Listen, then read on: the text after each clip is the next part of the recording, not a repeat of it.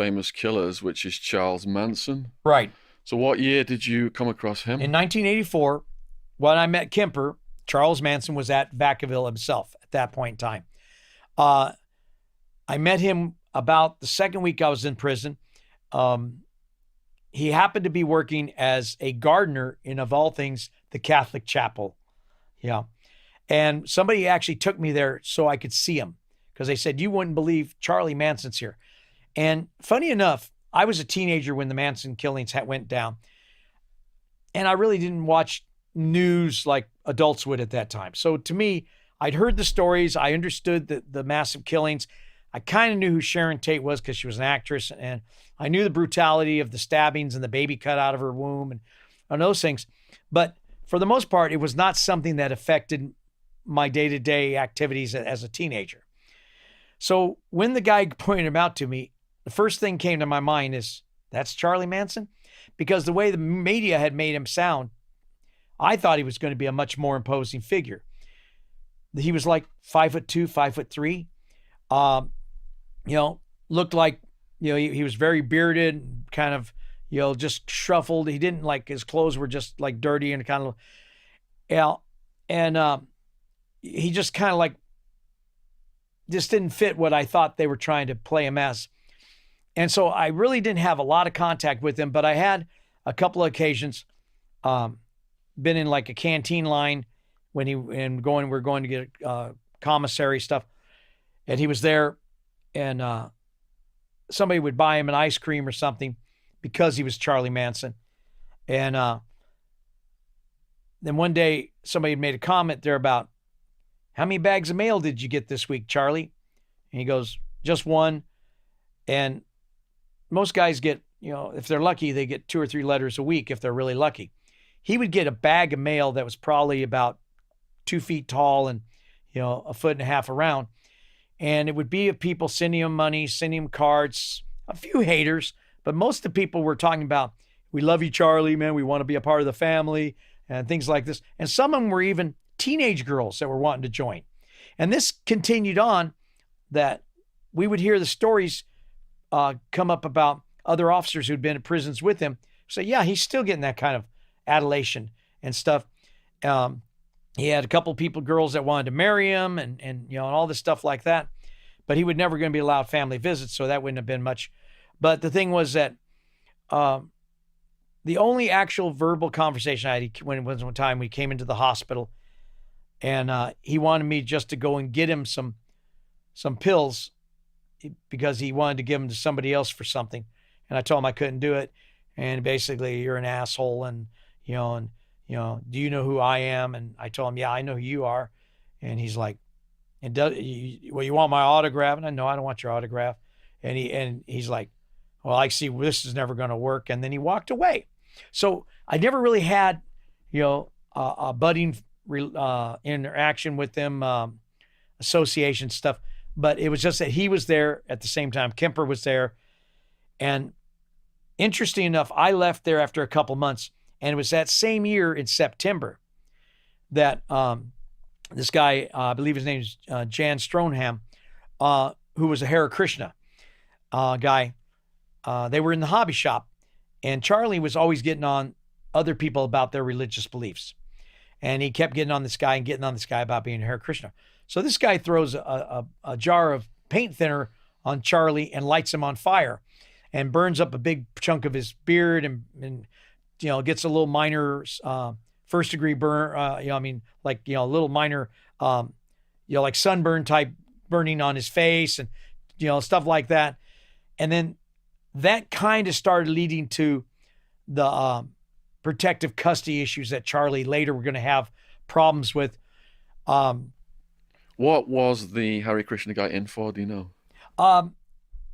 I really don't remember, but I knew he had been in multiple different times. He had assaulted other Hare Krishna members. I know he'd done drugs. I'm not really sure what he was particularly in for at that time. But I remember him because he would still put the dot on his forehead being Hare Krishna, and he would try to wear a sheet whenever he could get away with it. It wasn't usually very long. Cops made him put back the blues. But again, it wasn't somebody I ever met and talked to and stuff. It was just the fact that after I transferred, other people came and said, "Hey, did you hear what happened to Charlie? Remember that guy, the Hare Krishna guy? That's the guy that lit him on fire." So Manson got separated. He got transferred. I believe he went to San Quentin. He had a little bit of a falling out with the AB. When he was at Vacaville, he actually, because he had so much money, he actually bought TVs for all the ABs, Right. which was supposed to give him a certain amount of protection and respect and stuff like that. Did he get the swastika in prison? He actually had that before. Oh, did he? He did Okay. that when he was on trial, and that's when the girls did it too. He did it when he was on trial. When he was on trial. So was he out on bail? Bond? No. He was never on bail. He was in custody from the time So he it was was arrested. in the county Yeah, jail. in the county jail. Carved it in forehead, shaved his head, went into a courtroom with, Do you think that was to try and fit in with the AB guys? No, it was more of the shock and awe type thing. People go, "Oh," it's kind of like in prison. I came across guys and they go, "I'm a devil worshiper," and people go, "Oh," The guys weren't devil worshipers, didn't know what devil worshipers were, and there were a few cases when I challenged them and told them what they were supposed to practice, and they'd get really mad because they realized it was going to get them stabbed up if they did do certain things like that. But the thing is that his thing was shock and awe. The girls shaved their heads. They carved swastikas in their foreheads. It was all part of the big media thing.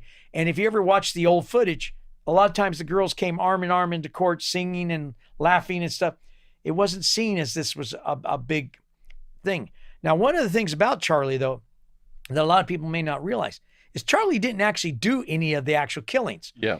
And for the most part, most of the people always said that they were told Charlie said to do the killings, but they were always told by his right-hand man, Charles Tex Watson. Yeah. And I watched a video about Charles Tex Watson. This guy was like the lead stabber, wasn't he? On He the certainly two was. nights where those people died. Yep. Sharon Tate, famous actress, probably a lot of young people on YouTube aren't familiar. Valley of the Dolls is the most famous movie she was in. She was 2 weeks away from giving birth when the Manson family showed up at her house. And as she was getting stabbed to death, she said to Charles Tex Watson, "Don't kill me. Just let me live for 2 more weeks. Let me have the baby and kill me after I've had the baby." Before we go on to that, I would like to put one little extra thing about Manson. Go for it. People don't realize that Manson had become friends with Brian Wilson of the Beach Boys. Yeah. And he was actually staying at his house when he met Doris Day's son, Terry Melcher. And Terry Melcher was a song producer and stuff like that.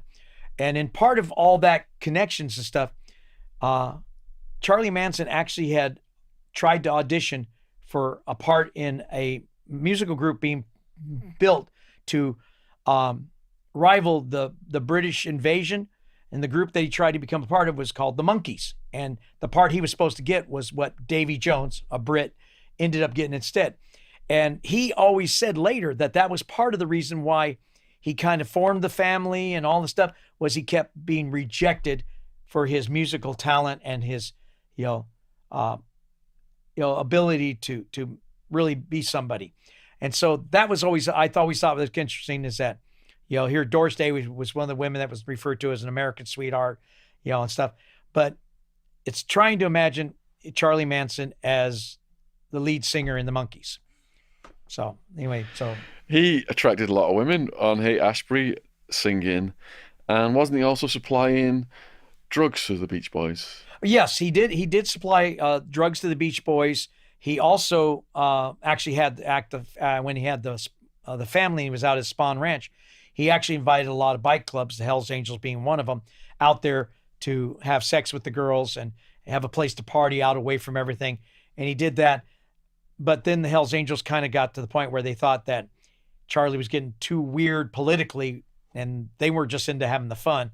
They weren't into all the other stuff. And so they kind of cut ties, all that. So Manson never actually did any of the killings, and there's controversy over this day debated. People say, Charlie made me do it. I've reformed now. I need to get released from prison. Some of the women got released.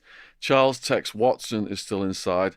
Like I touched on earlier, he was about 20, 21 years old when the order was put out to go on this killing spree. I think they killed about 7 people. Sharon Tate had the baby inside of her, 8.5 months pregnant, begged to be murdered after she gave birth to the baby. And this guy just continued to kill her and told the women to write witchy things on the walls. Yeah, a helter skelter, you know, piggies, different things like that. Um, and but they cut the baby actually out of Sharon Tate's body. That was one of the big horrendous things that they did.